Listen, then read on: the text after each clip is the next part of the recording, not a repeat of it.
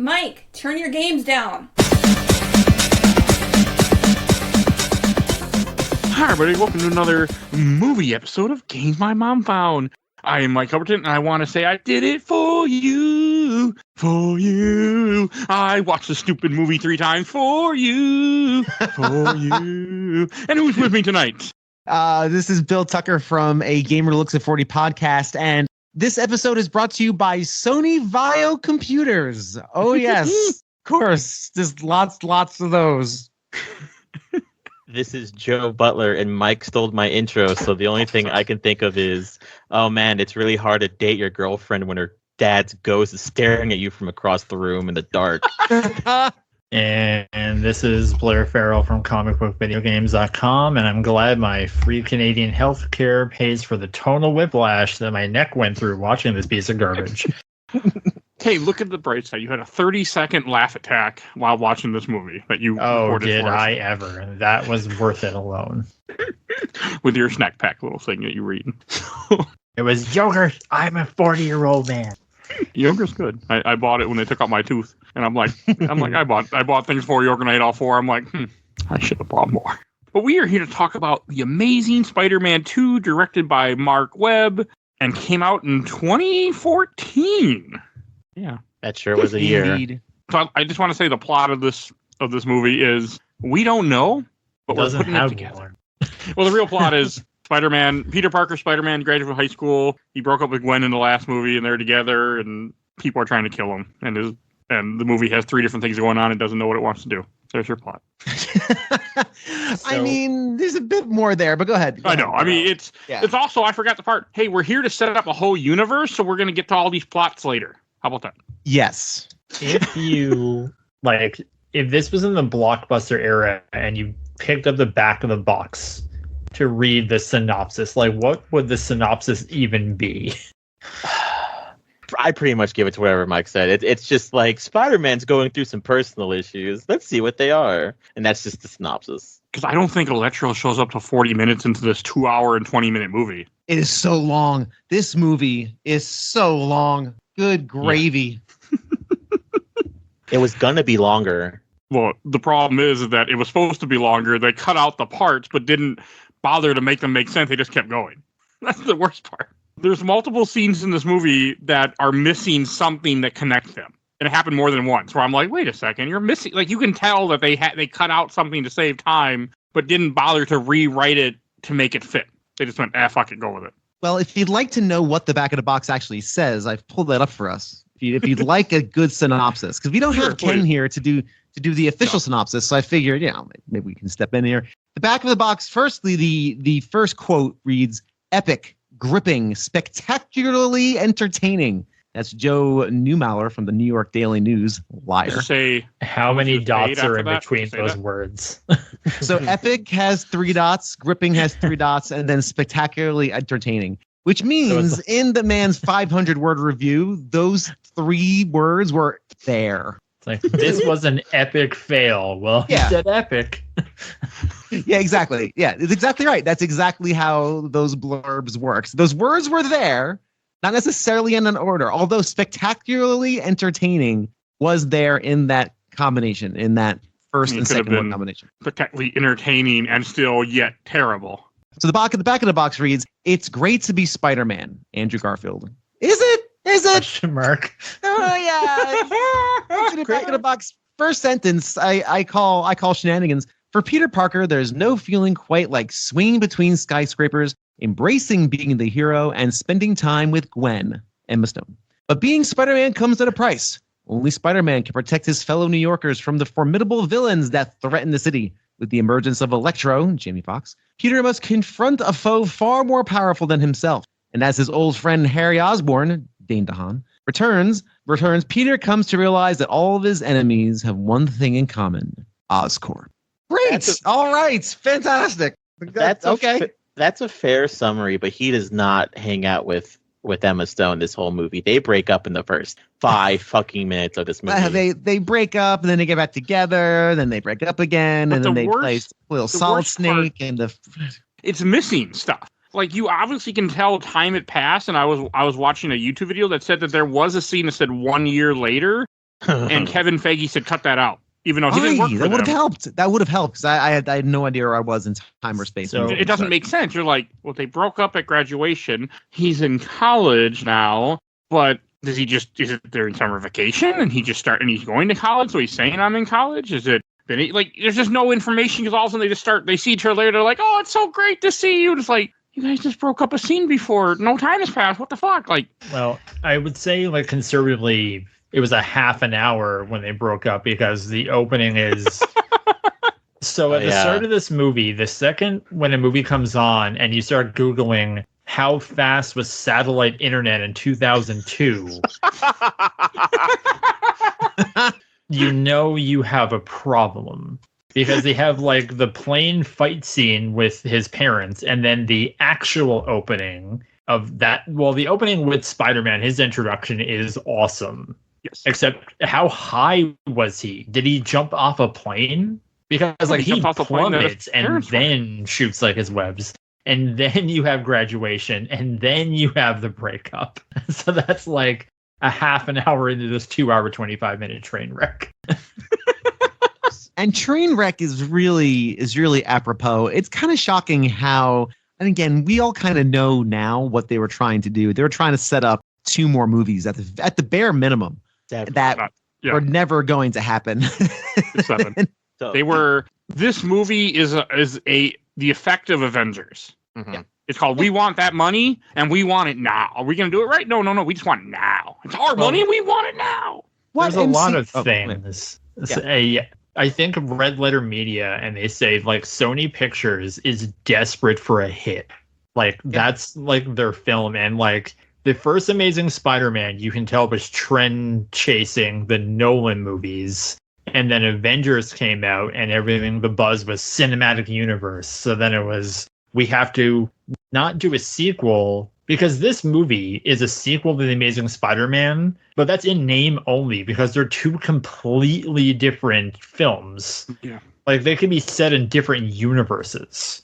yeah. And then it was like, okay, we have a cinematic universe and we can't let them have Spider-Man. Like, we have to keep these film rights. So we have to, like, do Spider-Man movies. And then a year later, it's like, we can't be trusted to do this. You do it.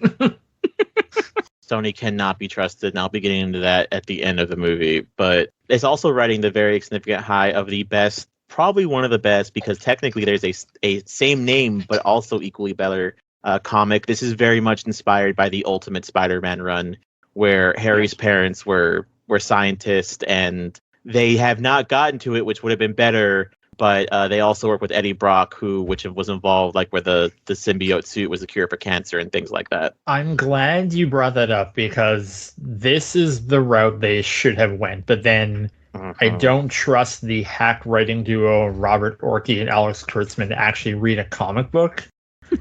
No.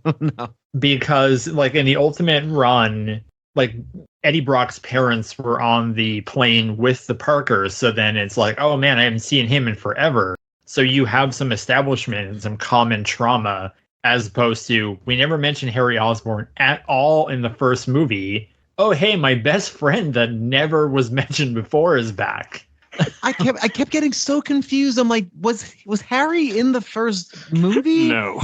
And he was Yeah. not, right? Okay, I remember Harry from the original movie, but that's not the same Harry. And it was very, very confusing. I was like, because knowing the source material, I put 2 and 2 together. But I kept thinking, like, wait, I don't think he was in the first movie. This came out the same year as Winter Soldier, y'all. Like, this is what we're talking Winter about. Soldier, Days of Future Past, and Guardians of the Galaxy. Unbelievable. The actually, I don't know if it's on the Blu-ray because I turned it off as soon as it was done.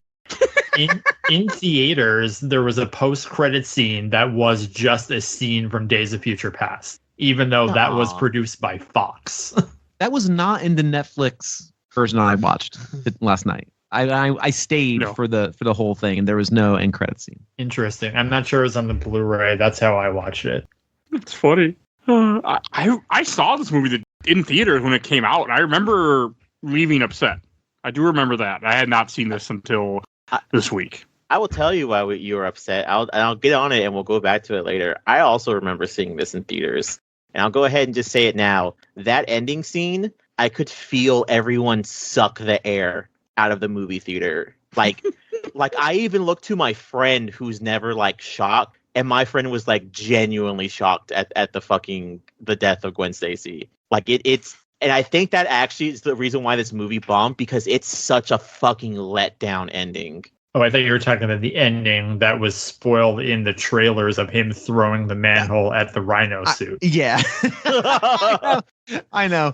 Which I love that part, by the way. It's actually a lot of fun. We can't talk about. We can probably talk about the ending towards the end, I guess, if we want some sort of form or structure to this madness. But I think let's first kind of focus. For me, I disliked this movie heavily. I think this was I knew you would. Oh, this is just a mess.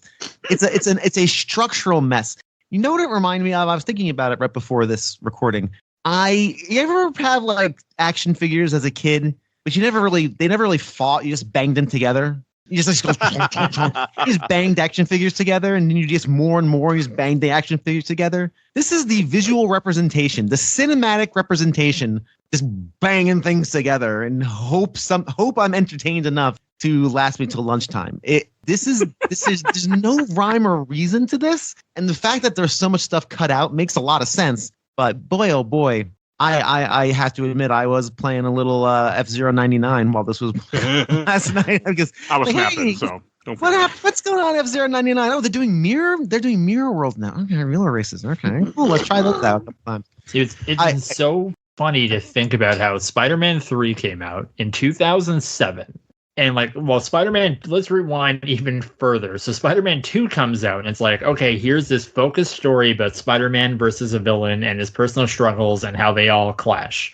And then Spider-Man 3 comes out, and it's, okay, we have Venom, we have Sandman, Harry becomes a Green Goblin, alien suit, Gwen Stacy. It didn't work. So it's like, okay, let's go back to basics. Spider-Man, one villain, Peter Parker clashing with Spider-Man. And then they didn't learn their lesson. It's like, Green Goblin's in it, and Electro's in it, and he gets a super suit somehow, and the guy from The Office is Alistair Smythe, and when Mary Jane's in it, let's cut her out, and then there's a Batman Forever scientist, and then there's a magic subway, and and we're gonna tease the Sinister Six without even showing off who like 3 of them are. Yeah. Oh, they're in the credits. They. There's a scene when he's walking by where you see Vulture's wings, I think. No. During the credits, they show shapes of Mysterio's face and Kraven's spear and the tentacles and the wings. Oh, I didn't catch that. Okay. They had so many plans. I think I would actually have so let's just kind of get back to the basics of it. Do we like Andrew Garfield as the Spider-Man? Yes. I do. This is a great example of good actors elevating garbage material. And I mean garbage material. So Emma Stone, go ahead. Sorry. I was say you can continue, but the one thing I would always compare is how everyone does their own Spider-Man, and I will dig into Tom Holland when we get done with the movie too as well. But Tobey Maguire makes a very good 90s, 2000s Spider-Man. His Peter Parker is really dorky. His Spider-Man is really showman, I'm here to save the day superhero kind of look. I love Andrew Garfield as Spider-Man. As that, he's a fucking awful Peter Parker. When he's fighting because I hadn't seen this in forever because I hate it. I saw it in theater and it got me, and then I remember watching the Red Letter Media review and Jeff Canado, and they were like, this movie is awful. And I was like, what are you talking about? And then I bought the Blu-ray, and then I immediately got it. When I was watching it again, that opening scene and the theme, the musical cue, when he's Spider-Man and he's swinging around town, and his banter, it's so good. And when he's with that little kid and he's like, oh man, you know the science thing? It's so great. It's some of the best Spider-Man moments, but then there's so little Spider-Man in this Spider-Man movie. It's insane. I will tell you right now, if I was walking down the street and Andrew Garfield's Spider-Man came down and saved me and gave me the same pep talk that he gave Max, my fucking fields would be clear for the rest of the year. I wouldn't be depressed anymore. I get that. Man, it's such a good scene just to show him. And the worst part of it is, that whole scene of him in that first scene of him flying around as Spider-Man, I think is better than anything Tom Holland has ever done as Spider-Man. I agree. That's some of the best Spider-Man action on film. I agree too. I thought it was really fun. I just couldn't take myself away from the CGI-ness of it. Of course, again, this is 2014 CGI, so it still looks a little plasticky. I had a hard time completely letting it disappear, but you're right. The stuff when he's flying around doing Spider-Man stuff is a lot of fun, but let's be honest, that's also very expensive, and Sony was not about to foot the bill for all that, so we have to have things we can actually shoot with actors and backgrounds and situations. And that's where this whole thing falls flat.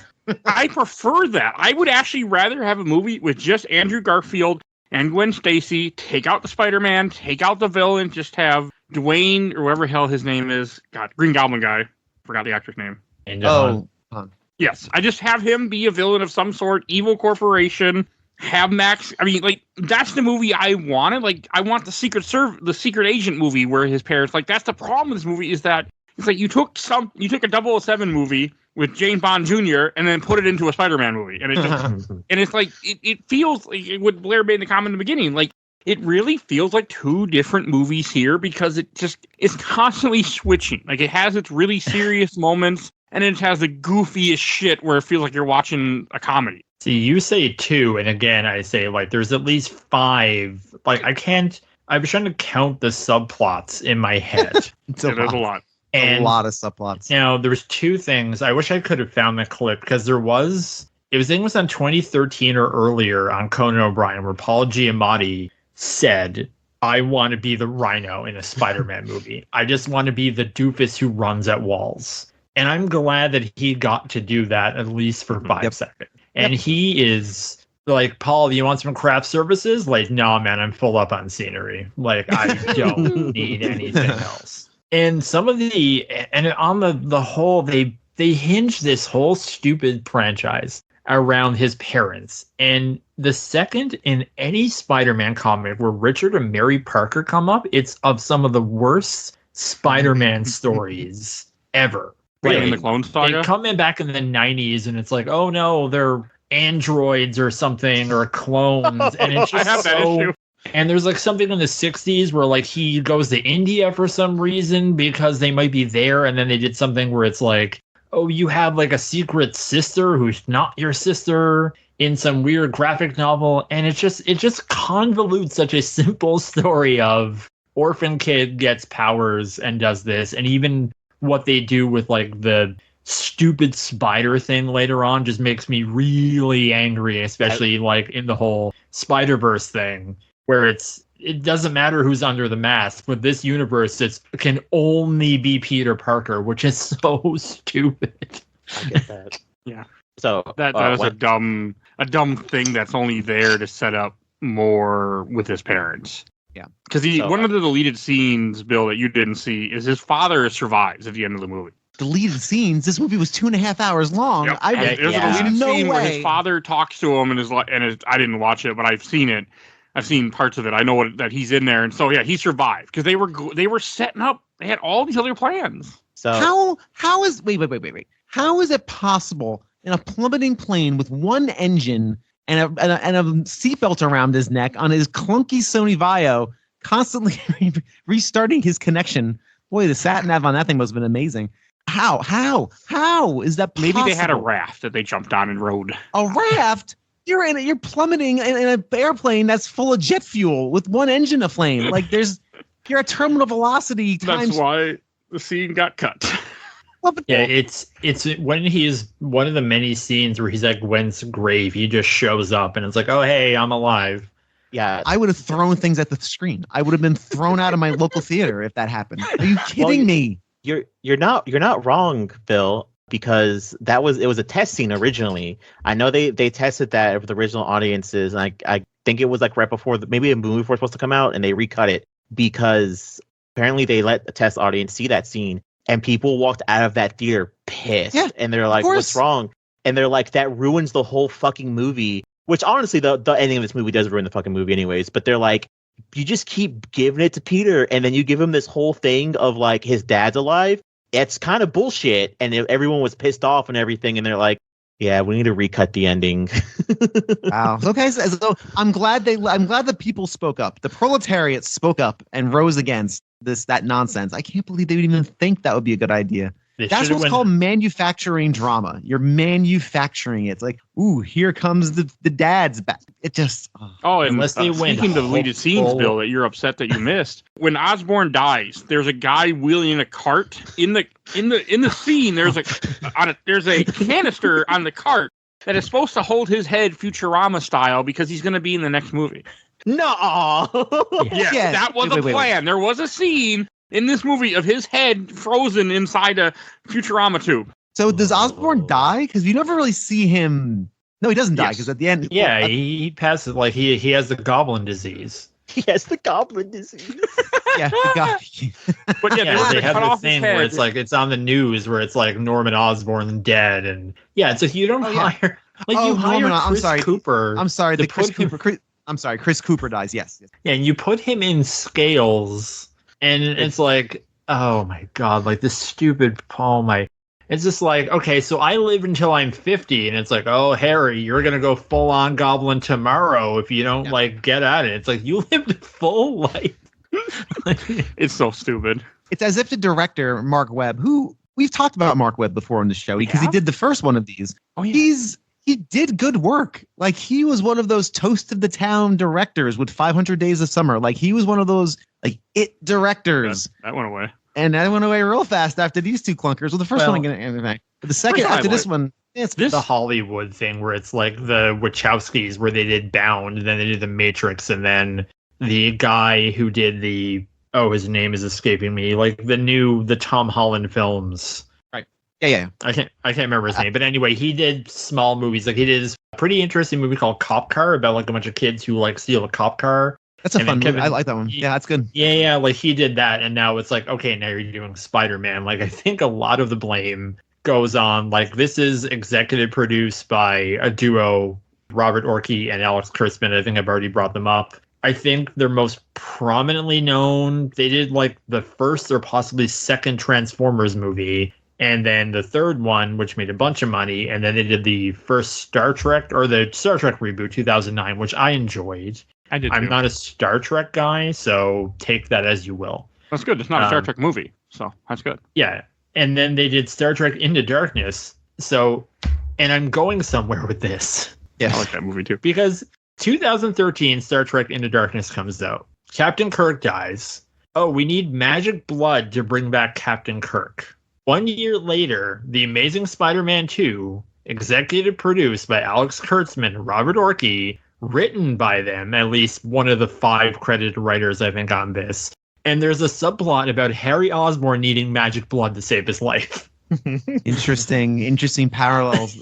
I'm a big Star Trek fan. I like Star Trek a lot. My wife and I both. My wife and I probably more than I. But we love some Star Trek, and Alex Kurtzman, I can't say he ruins everything he touches, but the more he touches, the more he ruins. So, well, you can just Alex Kurtzman in this movie, you can feel too many hands in the pot. Like that's the problem. Is that I'm sure even Andrew Garfield made a comment later on. He's like, we had a good script, and that's what I signed up for, and then that isn't what we did. And it was like, we got to set this up and we got to do this and we got to, because they weren't thinking like you just need to make a coherent movie. You can have a little thing in there as a teaser or something, and then you can't just make a movie that is going to have all this other stuff. And it's just nobody knew what the hell they were doing. Like this is going to make Bill happy. So you know how they killed Gwen in this movie? That's the big thing in this movie, that Gwen Stacy dies. One of the next movies they were going to make was going to be a prequel because they realized it was stupid to kill Gwen because they have such good chemistry together. So we're going to make a prequel that takes place after 1, before 2, so they can have more time together. Yep, that was the Craven movie that was coming out. It was going to be a prequel between the two of them. Lovely. We need more of that. And look, as far as the connection between Gwen and Peter, I don't know. Again, this is probably just a victim of Again, this movie doesn't seem edited. Like it seems like it's just like slapped together because it was 2.5 hours long. I don't mind. I actually didn't mind them in this one. I'm trying to remember what my reactions was in the last movie. I should have listened to the show from last time so I could acclimate myself with my feelings on it. I think it was you couldn't get over like the teenage squishy. I can't remember. Yes. I remember you weren't like a big, huge fan.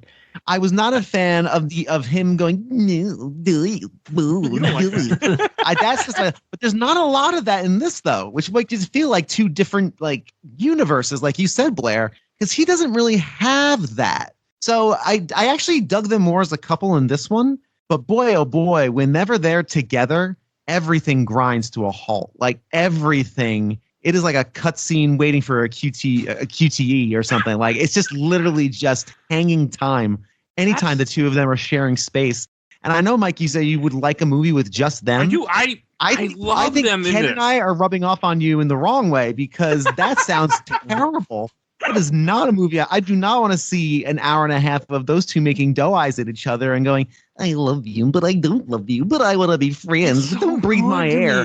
No, shut up. I love their chemistry. I love the way that he wants to be with her, but he can't because he wants to protect her, even though like it would work better if you didn't kill her in the same damn movie that you're doing it in. But hey, she throws herself into danger. Yeah, like which is fine. I know. It's just it's manufactured drama, like especially at the end, but also oh boy, her speech at the beginning. It's basically like the Family Guy thing where it's a bunch of kids on a bus singing "We Like Being Alive." Like, yeah. She's like, isn't being alive great? Boy, it's fun being alive. I was like, girl, you dead by the end of this movie.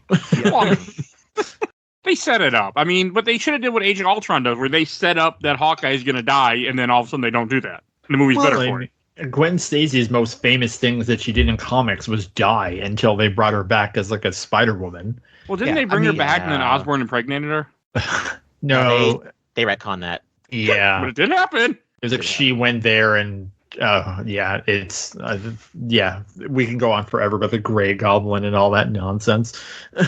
Well, one thing that I do like about this movie is I think they were dating during this movie. So all those pictures of them around Peter Parker's room is actually like photos from like Emma Stone and Andrew Garfield dating. They really? That's interesting. Yeah, they were at the time for 4 years. Yeah. I mean, they it's two good actors, very good actors, just working with schlock. And I'm not denying that they have decent chemistry. I think I actually like their chemistry in this movie more than the first one. But it's just every time they are together, everything grinds to a halt. You're having this real neat scene of her doing a little corporate espionage. She's putting in the password, searching for Electro or Max. Boom, it comes up on the corporate firewall. Now they're kind of chasing her around, and that's actually kind of neat. And then all of a sudden, she does a solid snake and goes and hides inside a cupboard. And with her boyfriend, not boyfriend, but boyfriend still, but not boyfriend, but really not really the boyfriend. We're just gonna hang out.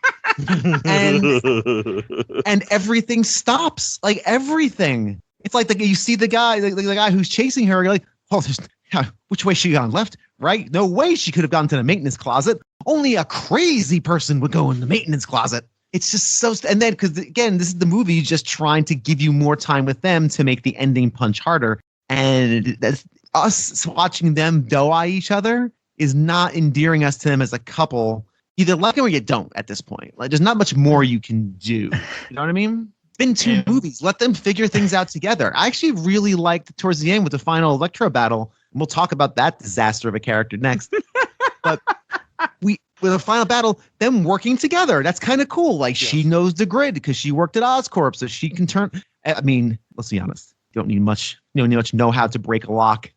Break a lock. Find the key in the dead person's hand and then hit the button. I mean, I could do that. I don't need a doctorate in physics to do that. But anyway, still working together to fix the problem. That's neat. That's good. That's how you build that character. Not these just long scenes of them staring at each other. It was something ingrained in my memory because I didn't rewatch it before this, but leading up to the last Tom Holland movie, like I watch a YouTube critic now, upcoming film director Chris Stuckman, and he reviewed this film. And I want to preface this by saying, like, I'm not one of these people who thinks that women are ruining media. Like, God, get over yourselves. But this entire movie and the last one posits that she's the smart one in the couple. So when Electric Man shows up in New York, it's a man who's made of electricity. It constantly pans over to Emma Stone, and she's holding onto a metal guardrail. Yeah. I didn't think about certain things. There. There's a lot of stuff that's weird with this movie. I do think it is kind of goofy. I mean, it is goofy. When you first see Electro, so I was watching a YouTube video that made a good point about that scene where when he stops to save Max, he lets the frickin' truck go and kill. You see that taxi hit that goes flying? That guy's dead. Passenger's dead. They're all dead.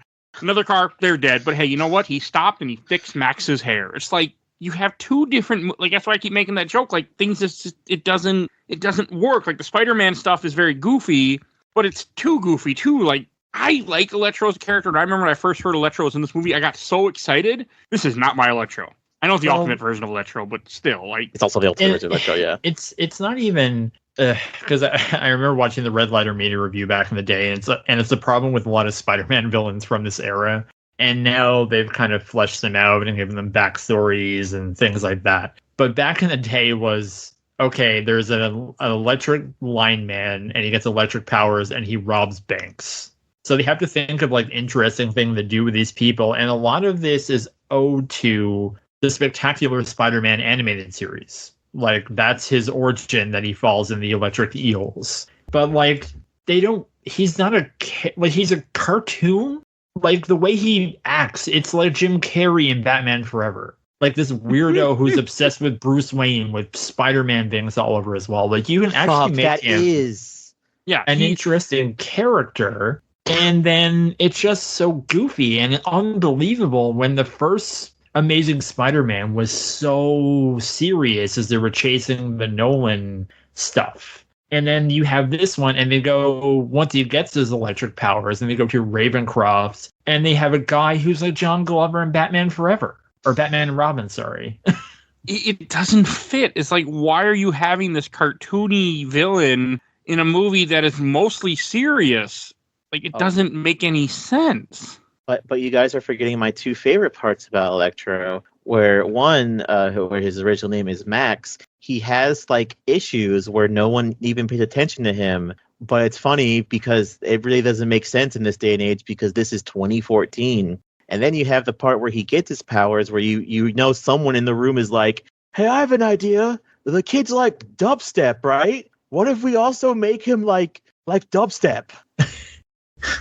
Did you also watch the How It Should Have Ended review before this? No, I was making fun of that when the movie came out, to be fair. Everybody knows I'm Electro. Well, I never noticed he starts suffering from like schizophrenia because I haven't seen this movie since like it came out, which is even weirder. I never noticed that you can hear someone singing in the background when the dubstep's pressing up. And it's like someone basically egging him on to go crazy. And I'm like, I don't like that even more because it makes it seem like he's legitimately going crazy.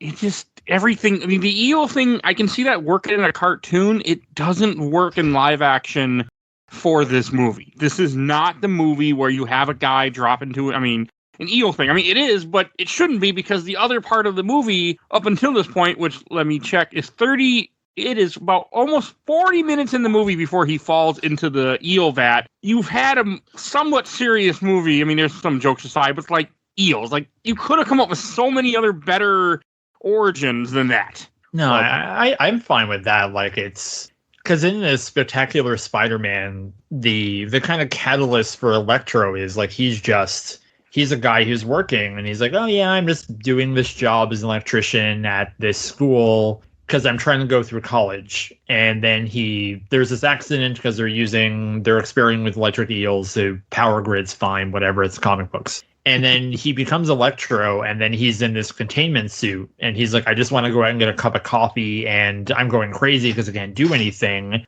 And that's how he becomes mad. And it's like, you have that source material to draw from. You can do something like that, where it's like in the Spectacular Spider-Man, he goes to get a cup of coffee and then accidentally electrocutes someone, and then it kind of spirals to Spider-Man shows up. Like that's something you can do or adapt or work into this as you clearly. And does anyone else notice this movie has a whole lot of added things to explain stuff? Like they have when they go to the electric eels, there's like a recording in the background saying like, oh, bioelectric eels or something. And then when it has like the Green Goblin suit and it has like voiceover saying, "Oh, this combat suit allows you to heal from injuries on the battlefield." Yeah. Like then it's like they had to add that in after because they needed a reason to like put poor Dane DeHaan in his ridiculous makeup. Oh, we'll get to that one. But and for the eel thing, there was apparently a scene where the eel goes into his mouth, but they cut that out. Because Kevin Feige said no. Okay, so here's my better question. Here's my general question, and I have the joke to go along with it for Batman. Are we just to assume that Oscorp is just a bunch of bullshit and they lose money every year? Like, I'm surprised that company even stays afloat. We start off the movie. Well, I'll go with the whole movie real quick. We start off in the beginning of the movie where they reveal that they're trying to use spiders to make what exactly? It's not really even for sure. And then in the previous movie, you find out, oh yeah, they think that they should make spiders make web to pull airplanes. Like, okay, who the fuck buys that? and then you have where he gets his powers. You have where Mask becomes Electro, he gets his powers, and it's like, okay, well, what happened? Oh, it was an accident, which violated several OSHA issues because that dude is there by himself. He even calls a guy who's like, hey, can you turn the power off? Oh, I'm already home. Fuck you, buddy. And it's like, so no one's there to watch. It's the same thing. I was like, if I leave my desk with my computer unlocked at work, I'm getting a write-up. Yeah. But you have where that he's there by himself too, and it's like, I get no one likes this guy, but you have to have a team of people watching your fucking laboratory. Yes. Holy shit! And there's no way a giant corporation everyone just goes home. And then you have where, like Blair said, you have like a suit that self heals that rides on a glider, but it's like, you're telling me the government hasn't built this? Because last time I checked, Harry was basically on his like dying bed and was like literally brought back to life by this suit. And yeah, the glider rider is a little fucking goofy, but it's still a suit that self heals. And no one's still buying this? Why is it in the testing facility? Along with, let me check my checklist real quick. A big rhino suit, a pair of wings, and possibly it has a mind of its own octopus tentacles. Yeah, good job wasting money, Oscorp. I'm surprised, I can answer some of that by paraphrasing Morgan Freeman in Batman Begins. Bean counters didn't think a soldier's life is worth $250,000. I can't remember the number. It's like, you're gonna give this like multi-million-dollar suit to like, even in the first Spider-Man movie when they had like, oh, here's this glider, and they're just like, whatever. I'm like, are you kidding me? This is the coolest thing in the world. And it shows like the Quest Arrow thing that can barely get off the ground before Norman Osborn swoops in and blows it up. Like, I would kill to have one of these. That would be pretty neat. And you are not wrong in this, Joe. You're not. You're right. This does seem like just the worst company ever. But I will have to say this in a real world situation. I know somebody who is who's a patent attorney for the government, and if you want to get a government grant for anything, it better have a military application. Better have. You don't have a military application, good luck getting money. This is actually a genuine thing. You could, let's say, for example, the Doc Ock arms, right? You could be like, oh, this is to do like neurosurgery on, people and for humanitarian purposes. Does it have guns? What can we use it? Can we use it in battle? Maybe we put some armor on it or a couple of machine guns. Cool. Okay, there we go. Now you got your funding. You're good. That is literally how it works. If it doesn't have military application, good luck getting funding for it. So I could totally see Oscorp if they weren't like, a Arbiter Science or Black Mesa style evil corporation. If they weren't those things, I could totally see them saying, all right, this sled is going to be really great. We'll build this sled and we'll build it low cost and put it into places where transportation is a little more difficult. Oh, we can't get funding for that? I'll put laser beams on it. Right. It's laser beams. It's meant for soldiers to go into battle. Okay, yeah, cool. Not right. Perfect. So actually that piece of it, I guarantee you at Google, somewhere in the archives of Google, they have a sled and a Green Goblin suit and a rhino statue. I'm sure they have all sorts of thinking shit up. This person just thinking shit up. Like they say in the classic movie Armageddon. Just rooms of people thinking shit up, and this is what you came up with. Need to see that movie. Really watch that movie one day. We need to get that movie on the show. Like it just like in the comics, it's Adrian Toomes immense these wings, but then like Otto Octavius invented the arms as a tool. But now they're just going to say, like, we're going to find a guy and strap these to him to make him a soldier? Sure. Military application. You got to have some sort of... I guess in the Ultimate Comics, like, Otto Octavius did... I think, like, the arms did have tools when they updated them. Like, they did different things. Yeah. But it's... Him getting the arms grafted on him was still an accident.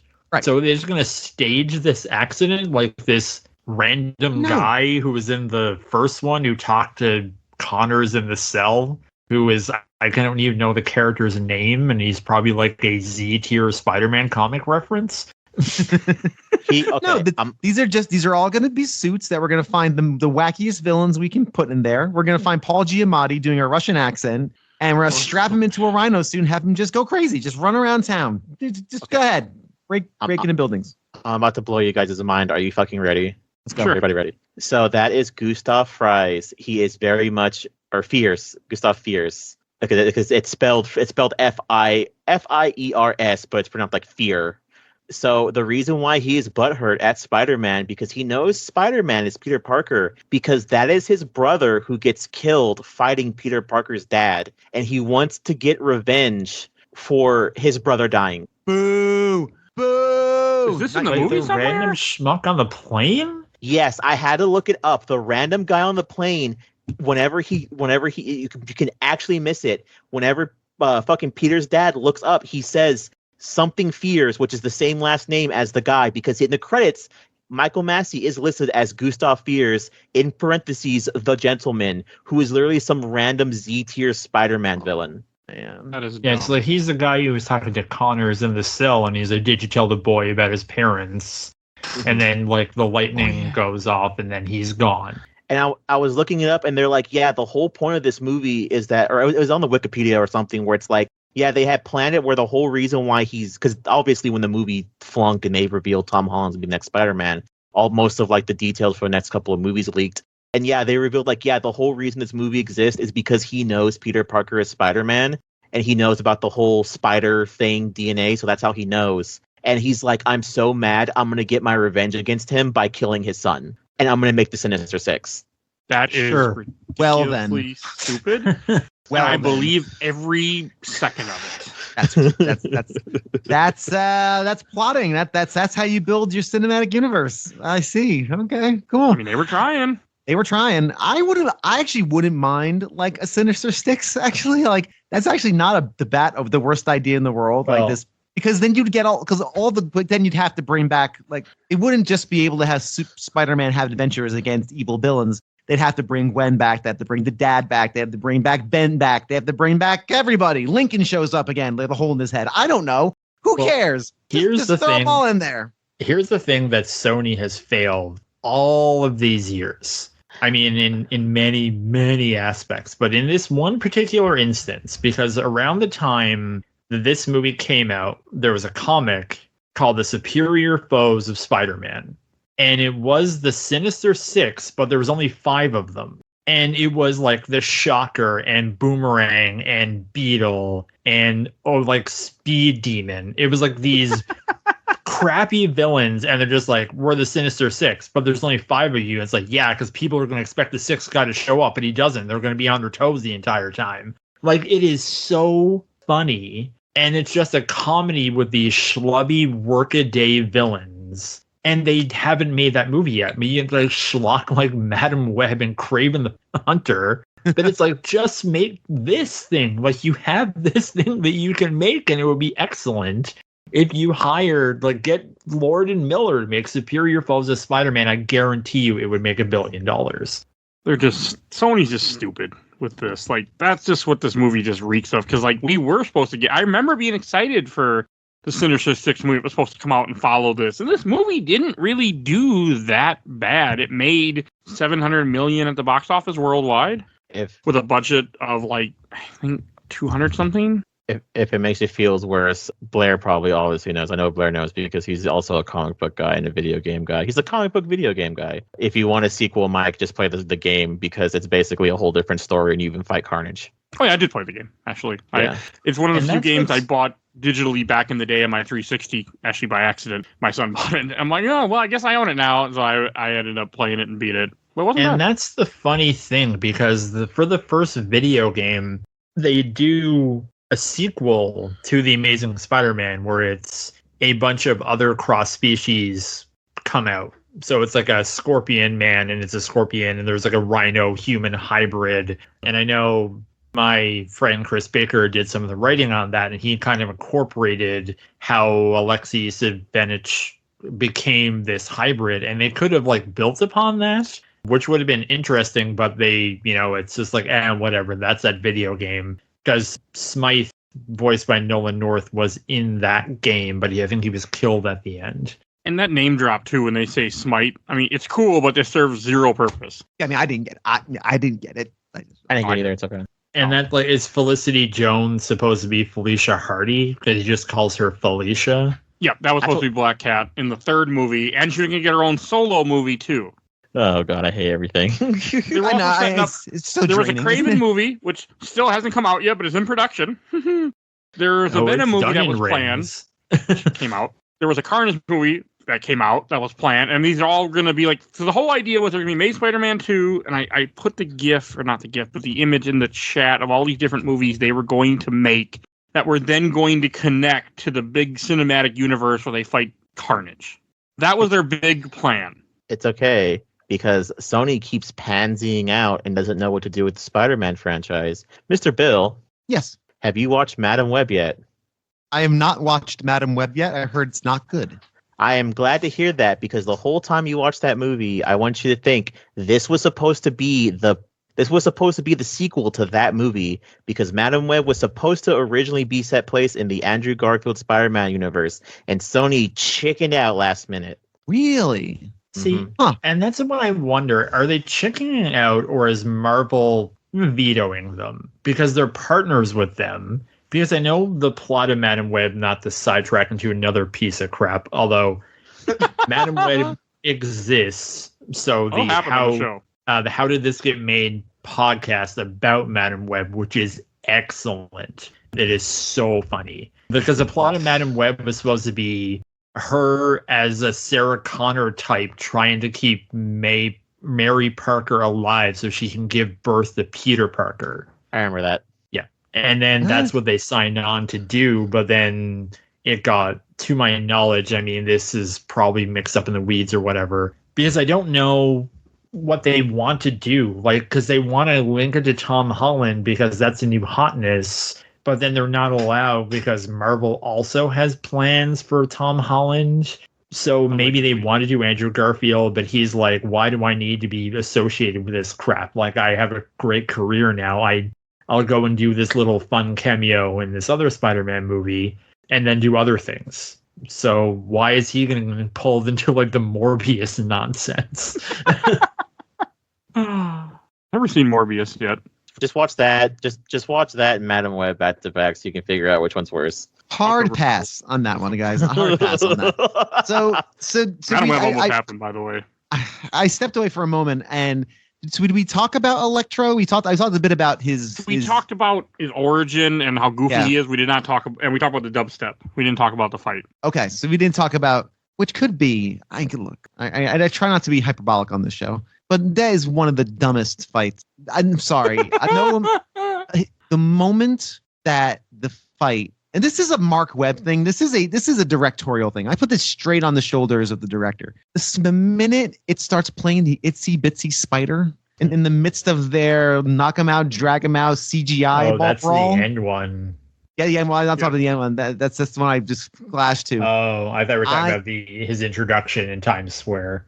Well, his introduction in Times Square is, you can tell they were trying for something. They were trying to make Electro out to be this misunderstood villain, which doesn't work because they didn't give enough time to do that. Like, I know what they were trying to do for that. They were trying to make it like Electro, just has this new powers he didn't expect. He got, mauled by electric eels, so now he's got these powers. Okay. And then, I didn't mind that so much, although I really very, very tired of the stop frame, pan the camera around while everyone's stuck in slow motion, almost touching the sides of the thing because the grate's electrocuted. And There's, of course, there's someone holding a baby, and you're like, all right, we get it. They're gonna get zapped, and Spider-Man's gonna save the day. I get it.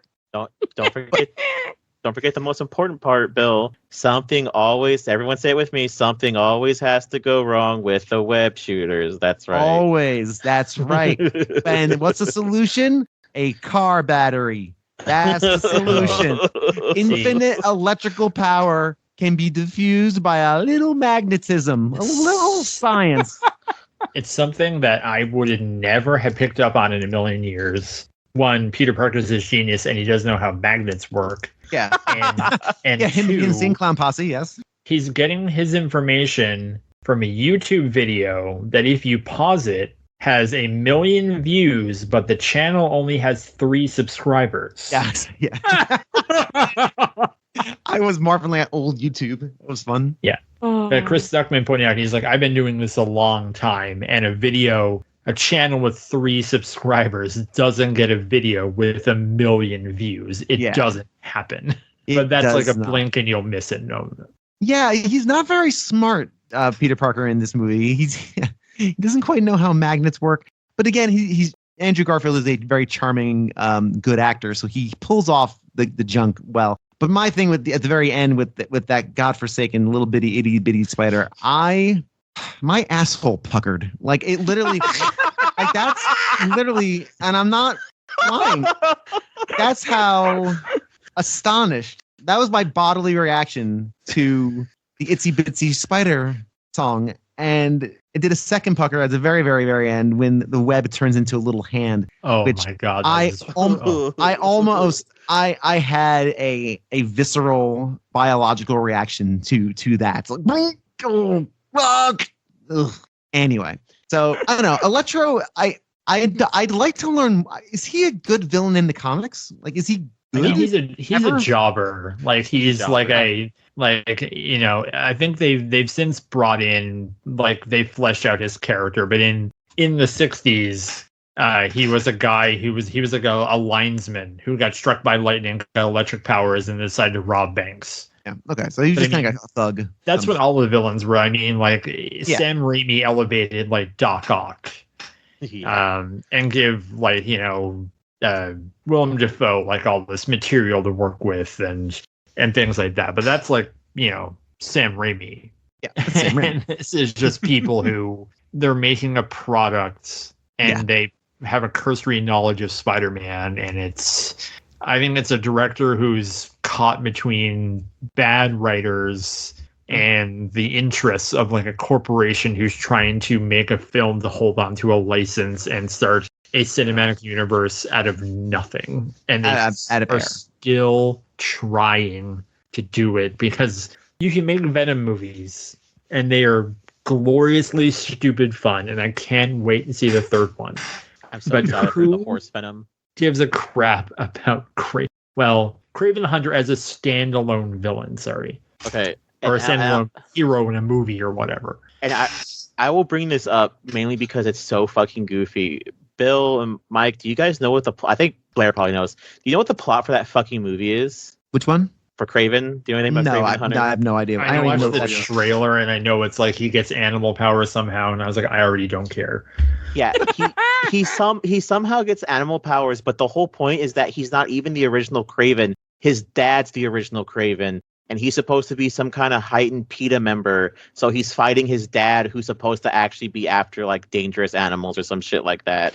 And it's apparently supposed to be some big movie about how animal cruelty is wrong, but like on PETA levels of how it's wrong. So it's like the Craven of the movie, who's the main character, is like, oh yeah, I live in a house full of animals because I love animals. So it's basically a rated R version of Ace Ventura.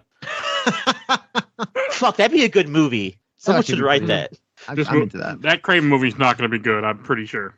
The movie's going to be trash. Pretty sure? I'm 100% sure. I'm just curious if they're still going to release it or not. Oh, they will. See, that's the thing. Okay. And here's artists and writers and craftsmen and a whole bunch of other people work together to make motion pictures, and it's very, very hard. But if someone is going to not put out movies for tax credits, it should be Sony and not Warner Brothers.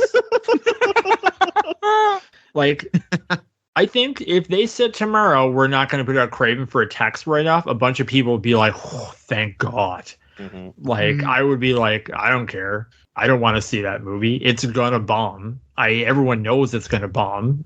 If Furiosa can't make money, do you think Craven the Hunter is gonna be some December classic like Lord of the Rings? You guys are delirious. I think deep down they do. I want you to know, Blair, I fucking hate you. I literally went to go see Furiosa, and I'm stoned out of my mind. And every 5 minutes, I'm just like, you're going to lose that fucking arm, little girl. When you do. You're going to lose that arm. You can put in a steel trap. It's still coming off. That movie was pretty good. That movie was pretty good, though. I'm not going to lie. Electro is just too much in this movie. Everything, like the whole prison stuff with him being in there and they're like experimenting on him again, feels like a different movie. Why does Oscorp have its own prison that it is part of? Who knows? Like the evil corporation, I guess. Got to be evil corporation. That they're hiding from Harry. They're hiding all the stuff from Harry too because they don't want him. They don't want him to be the CEO because they need to keep doing bad guy business. Yeah. And poor Dane DeHaan and Tom Holland, who have the perpetual 12-year-old disease. Yeah. Like, I don't know what it is, but they're grown men who are talented actors who forever look like they're like Baby Doll and Batman. That's the best way to put it. Where they're like, I'm a serious actor and I'm a good actor. Yeah, but you look like you're 12. And it's in contrast to Andrew Garfield. So in the first one, okay, I'll buy that he's a quote unquote teenager, but in this one, he's a grown ass man. Oh, and Emma Stone are both grown ass adults. Yeah. Like, why not move them forward into college? Like, why do it directly after high school? Because the purpose of rebooting these movies originally was to put Peter in high school so he was younger, and then they were also upset that in the second movie he was out of high school. That was another one of the complaints, too, from the high-up assholes that ruin this movie. If I had a high school, and by the end of Spider-Man 1.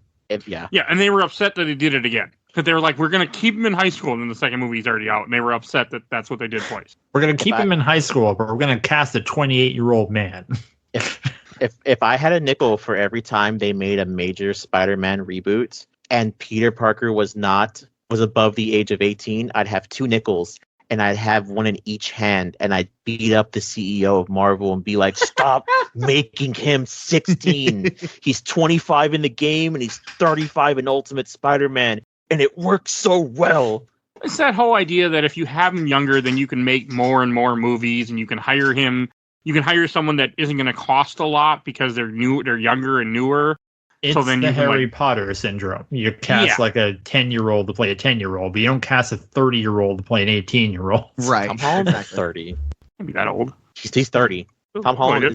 I was the guy on Andrew Garfield. No, Andrew Garfield's old. He's 28 right now. Tom Holland. Yeah, he's still playing he just finished playing an 18-year-old Spider-Man. Yeah, but I don't think we're ever going to see him again, so. We will. You are, for sure. It's like the Spider-Man franchise is the Tom Holland, what the Fast and the Furious is the Vin Diesel. Like, he needs this because everything else he does, other than Uncharted, which was his XXX, is a moderate hit to a disaster. There's a Tom Holland movie on Netflix where it straight up shows his booty hole. It's really weird. Is that the one with Daisy is her name Daisy Ridley? No, that's not the one with that's not the one with Daisy Ridley. The one with Daisy Ridley is the one where they can hear the minds of men. Like, yeah, I want to watch that movie someday. I heard it's good. No, there's a weird movie where I think he joins the military and the camera's from inside his butthole and the doctor's looking in his butthole and is like, "Yep, got nothing in there," and it pans back out to the doctor, like, taking the gloves off, and Tom Holland just comes back up, and he's like, "Boy, I sure am glad I can join the military," in, like, a weird Southern accent. All right. Chaos Walking. That's the movie I want to watch. So Andrew Garfield was 31 when this came out, so he was probably 29, 30 when he was filming it. Did he do the Social Network before this or after Yes. this? That was before Amazing Spider-Man 1. Wow. He's younger than that. Crazy. That's wild. They don't know what the hell they were doing. Fuck no. They don't know how to cast. Well, it's not even that. Again, I think Andrew Garfield. Again, I like him as Spider-Man. I think he's actually a pretty decent Spider-Man. It's just when you surround him with the writing, I think, is where it just really falls short. And that's kind of the biggest, I think, sin against this. Yeah, I mean, I don't know. I can't believe Not we're great. an hour and 6 minutes into this and we haven't talked about how electric powers give you like perfect teeth. Yeah, that's a good point. I don't understand why that's there. Like, why did you give him the gap tooth then to have them shocked? Like, why even bother with it? I didn't even think of that. He didn't want to wear the tooth thing anymore. We just had to get rid of it. Don't worry about it. Because you. Oh God. It's one of those things that shouldn't, like, when they bring, spoiler alert, Spider-Man No Way Home, when they bring Electro back, they fix it. They make him look the way he should have looked in the first place. Like, they do everything so much better. And it made me go, hey, was this movie that bad? I can't remember. And then when I rewatched it this past week, oh yeah, this movie's just as bad as I remember. And I think that's the problem, is that everyone saw Spider-Man No Way Home, and they saw Jamie Foxx, and they saw Andrew Garfield, and they retroactively think that this movie is good because Andrew Garfield is good in that. And they think about all the good parts in this, but then they watch it again, and you're like, oh no, now I understand why they had to get rid of him. Oh no! It's Gwen Stacy and Andrew Garfield are on the screen together. I gotta check my email. I'm sorry. The reason they got rid of, one of the reasons why they didn't make a third movie supposedly is that Andrew Garfield pissed off Sony by, he was sick when he was supposed to be at some event where the CEO was going to announce that he was there and have dinner with him, and since he canceled, then they had a grudge against him and fired him from the movies. That's 100% true. Yeah. Yeah, I remember hearing about that. I mean, that's a big culture thing for Japan. Yeah. But then it was also like they just, as I think they were trying to put him in the MCU, because I think when Avengers was happening, I remember Joss Whedon or someone saying they were very close to having Oscorp in the New York skyline, and it was going to be the Oscorp from the Amazing Spider-Man. Okay. But then they're like, no, we don't need you. We can make our own universe with blackjack and hookers. And then they couldn't do it. They couldn't be trusted. And they're just like, Marvel, please save us, as we have this like franchise and we obviously don't know what we're doing. Just fix it. Yeah. And there's little embers of that too in the original, was it Homecoming? Oh yeah, the original Homecoming script, because it was supposed to be implied that Oscorp bought the Avengers Tower from Tony Stark, but they just completely cut that from the movie. Oh, okay. Interesting. We haven't talked about the music choices in this movie, and one of the references at the very beginning was Mike serenading us with I'm assuming a Sony artist. I'm assuming that's the only. I like that song in 2014. I haven't heard it in years, but I did like that song back then. The song choices are baffling to me. Baffling. That end credit song is fucking dope as shit, though. I'll give it that. It's Kendrick Lamar. Yeah. Like, whoa, that's peak. It's like early Kendrick Lamar. That's 2014. That's right when Mad City's coming out. Like it was not a bad song. But boy, oh boy, Mark Webb is also well known as a music video director. And I think we brought this up last time probably when we talked about the Amazing Spider-Man. But yeah, so the fact that this has little almost like mini music videos in it with the music so front and center, it's so off-putting and so strangely placed. It really makes no sense. And a lot of the music choices in this movie are baffling at best. Yeah, it's very much that music of the era, and I just kind of was in one ear out the other for me. Like the only thing I really liked is, like I said at the top, like the theme when he comes in as Spider-Man. Like I think that's something that's missing from the Tom Holland films. Like there's no like music swell for when Spider-Man comes up. And just like, oh my God, the ridiculous.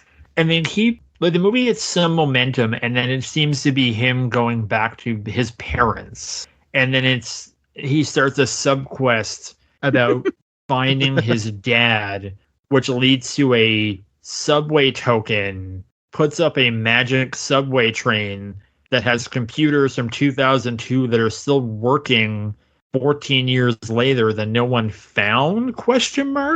Right. Yeah, in the hidden Roosevelt subway tunnel? ? With QuickTime videos of like, okay, the reasons why the spider doesn't work is because it's tuned to Parker DNA, and that's why the evil people couldn't get it, which means that in this universe, like think of Into the Spiderverse, where a random spider bites Miles and Miles become Spider-Man. In this universe, only Peter Parker could ever become Spider-Man. Right, because it's coded to his DNA. It is so stupid. It's ridiculous. That scene when he goes to, first off, when he throws the graphing calculator, and he's all angry and he's just emoting and he's angry, and all the subway tokens pop out. My first thought again was, so this takes place like in 2014, about like this takes place of the era it was released. My first thought, of course, was like, they weren't using subway tokens anymore. I know what that is, but not many people do. Not many people outside of people who lived in New York from like 25, 30 years ago know what a subway token is, because we don't use those anymore. They have Metro cards now, and it's all a card. And so my first thought was like, okay, subway tokens. How would he know what those things are? Maybe he would. But the leap of logic it takes for him to realize there's a hidden subway tunnel, and oh boy, these things maybe how Daddy got to work every day is so ridiculous. It's so ridiculous. I'm sorry. I think I will give it credit, because I think at one point Aunt May says he took the train to work every morning and got home. And I know Sally Field is another person who has since come out and said that I hated doing this movie. Like I had nothing. Did she really? Did she really? Yeah. She's good. She's actually rather good. Sally She insulted these movies too. Funny. But I don't know, that whole thing when the train opened, the train tracks open up and a trolley car comes out. So dumb. It's like the power's never gone out. Like this part, no, it's been just sitting there. I can't keep my computer on all day without it freezing or blue screening. You think the camera for 25 years on what, Windows 3.1 is just going to sit there and just churn? Well, it was a Sony Vaio, so I guess that makes sense. Sony Vaios last forever. Using indestructible machines. Yep, brought to you by Sony Vaio. So we've been hopping around, and I want to go ahead to get about how Harry wants Peter's fluid inside of him. So I'm not the only one who thought that this movie was superly homoerotic, because like they meet up, and I guess it's supposed to be implied that Peter hung out with Harry while their dads were doing weird science shit, I guess. Yes. And then Harry's dad got sick and was like, I fucking hate my son, so he threw Harry into a thing, so they never saw each other, and they meet each other, and I swear that same fucking look he gives Harry where he's like, oh, you're a rich boy now, huh? Is the same look he gives Gwen Stacy. So I'm like, oh, these dudes are gay. Interesting. I didn't pick up on any of that, to be honest with you. I didn't either, but I have a big issue with this movie in that part. When you have the part where Peter's like, hey, where Green Goblin is like, hey, I know that, you know Spider-Man because you took a picture of him, which, whatever. And when Spider-Man shows up, like, he puts two and two together that Peter Parker is Spider-Man, like, instantly almost after that. Like, there's a scene missing. It feels like there should have been a scene after the part where he says, I need to talk to Spider-Man, and all of a sudden before Spider-Man just ends up, is just sitting there when he wakes up. Like, there's something missing. Well, you have that random scene at the end of the thrilling chase after the Metal Gear Solid hiding moment and smooching section, where you have him and Gwen and Harry meet.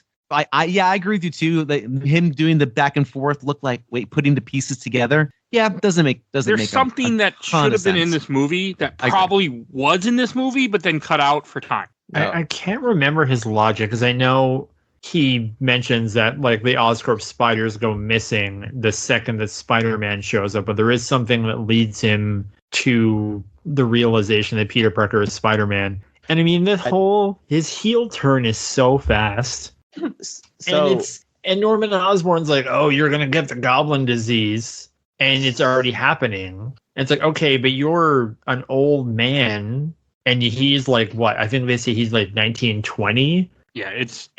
And they bring it up in the how it should have ended. It's like, okay, I think the big thing that I don't think Spider-Man even mentions is like, oh crap, if I give him my blood, it will give up my secret identity. But also, he just injects himself right away. It's like, okay, let's experiment on this and figure out how to make it into a workable thing. Yeah. Like, he's not going to turn goblin overnight. Yeah, he's not knocking on heaven's door or anything. You've got an illness. You have some time, though. Like, you have plenty of time. You're not, you get I think they're signaling he has the shakes, like a bit of a shake now. Still, don't just stab yourself with the serum and hope for the best. Like, you do a little research on it. You have a giant mega corporation behind you to do this. You have all the scientists. Get like 3 of them together. Hey, I got a special project for you. But I guess he was fired at this point already. Like, his whole reasoning for rescuing Electro is because he needs Electro to break him into the building. Yes. It's so stupid. Like, this movie, Harry should not be in this movie, or if he's in this movie, he should just be Harry Osborn. Don't even, like, mention the Goblin, but there's no reason why the Goblin should be in this movie. The Goblin doesn't show up for, like, the last 20 minutes of this film when the Goblin finally shows up for his one purpose, which is stupid. Here's how you fix this movie and make it make somewhat sense. And have nothing to do with the stupid spiders. Just make it a random accident. Okay, so you're on the plane, and it's Richard Parker, Mary Parker, and the Brox. And then Peter finds the VHS tape, like in Ultimate Comics, like, oh, my dad was working on this suit that could help heal you. And Harry's like, okay, I have a sample of it, but it doesn't work. And then Peter does it, like in the Ultimate thing. And instead of Harry, it's Eddie Brock. And then you fight Venom at the end, as opposed to Green Goblin. And then you have a Venom set up for your Venom movie. Like, all the pieces were there to do that story. Like, you have that story there, and it could have worked. But you just, I mean, I guess they didn't want to do Venom because Venom was in Spider-Man 3 and all that stuff. Okay, they had a whole Venom movie planned as one of the next movies. That's why. But they could have introduced Venom here and then spun him off into his own movie and not had to do any of the heavy lifting. Venom spins out of this into an adventure, and then you just hit the ground running. Like, it's... I think Amazing Spider-Man 3 was going to be Venom and then lead into the Venom solo movie. That's dumb. I've never seen any of the Venom movies. They're stupid, goofy. Yeah. But they're fun. Okay. The first one doesn't take itself, that tries to take itself seriously, but they realize they shouldn't have done that. So the second one very much does not take itself seriously. It's a much better movie. Much better movie because of it. Basically, it's like, it's him and the symbiote being gay for one another, and then the sequel, they totally lean into all the memes for the better. That's good. I like when a movie will understand its own silliness and say, let's just have fun with it. Back on this ridiculous thing, I really loathed when Gwen Stacy's in traffic trying to get to the airport, and the guy's like, "Look, it's Spider-Man," and then he writes, does he write "I love you" in Spiderwebs on the Brooklyn Bridge? I hate that entire scene. It's so stupid. So much. I hated it. It grinds everything, and of course they're laying it on super thick. I'm just gonna follow you. We're gonna go. We're gonna go to England. I'm gonna follow you to England. It's literally like a war movie. When the soldier's best gal says, "Oh, I'll wait for you," and of course he goes off and he's the first person shot as they get off the U-boats and like, off Normandy. Your aunt is struggling to make bills. You don't have a passport. You have to get a visa. You can't just like Spider-Man hide in the plane and then Spider-Man shows up in London the same day as Peter Parker. Yeah, exactly. Right. It's like, yeah. It's, although I will say it was very funny when he ties her, not ties her, I guess, but when he webs her to the hood of the car, like, she's like, "I'm coming with you," and they have the whole back and forth, and then she yells, "Peter!" and then covers her mouth real fast. I do like that. That was actually very cute and very funny.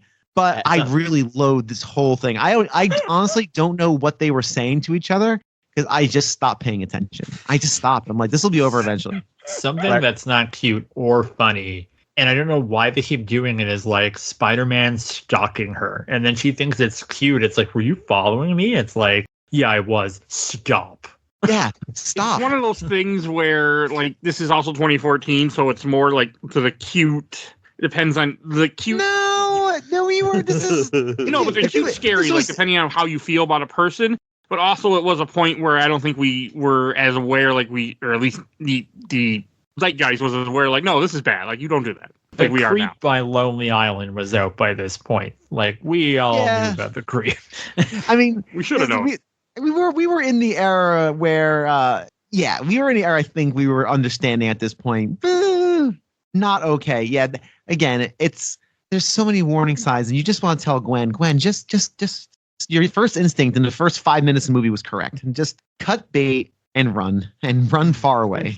And the whiplash of, like, he comes up on the stage of she's doing her speech, and then he has like the big dramatic kiss, and it's like, "Oh, I love you," and then smash cut to, "We can't be with each other anymore because your dad's ghost showed up." Like, it's, oh my god, this it's movie. so stupid. It's It's too much of that, of them breaking up, getting back here, like, it's just, here's the funny thing. So I was watching this movie last night, and my wife comes in, and I was not halfway through this movie. I was somewhere in the middle, or somewhere halfway, where they were kissing. She's like, you're almost at the end of the movie, right? So you want to finish it? I'm like, we still have over an hour to go. She's like, what? I'm like, It this never movie just stopped. doesn't end. It didn't end. It didn't end. I kept looking at the time like, this is not ending. And again, like I said, I'm not gonna lie, I was fooling around on the Switch a little bit just because my wife was like, I think these Joy-Cons are finally broken. I'm like, let me test it out. I'm trying to, and I couldn't do two things. I couldn't I'm like, I have to get this movie done because it's 2.5 hours. I was just testing out the Joy-Cons. I'm like, oh yeah, these are broken. I gotta buy new ones. Miss anything? I didn't. And we of course we'll have to finish with the big ending, the one that rocked the cinematic world. Gwen Stacy getting a little clunk on the head. You guys talk about having a bad time. Meanwhile, I'm gunked out of my gourd on my couch going, you know, it'd be really funny if Gwen gets out of the car and a different random woman runs out of the car and goes, oh my God, Spider-Man loves me. Oh my God. Oh, so key question I forgot to ask you, Joe. Did they cut your Little Caesars pizza before this movie? Yes, they did. Surprisingly, they actually cut it. So yes. Well done, Little Caesars. For once, someone finally cut my pizza right. I'm so Hey, happy. you kept the tradition live. Before you watch a shitty movie, you ate Little Caesars pizza. You ate shit to go with your shit. I like this movie. Suck it, Americans. We have Kraft dinner balls at our Little Caesars. And I know it's a Canadian thing because when I Googled it, it has a Canadian flag on the advertisement. I'm like, yeah, it's Canadian, all right. Oh, and one answer to your question from earlier too.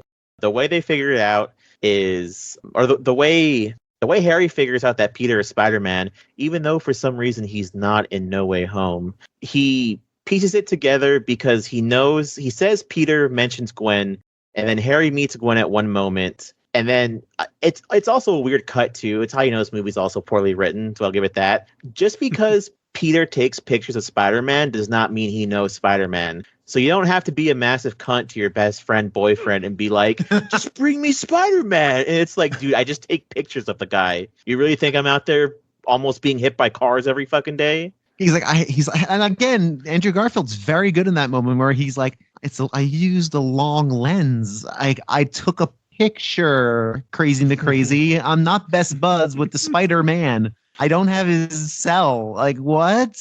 And again, all of this, this forced drama is really surprising considering the director and the writing team. But again, with the writing team, we shouldn't be so surprised because we don't know a bunch of their work.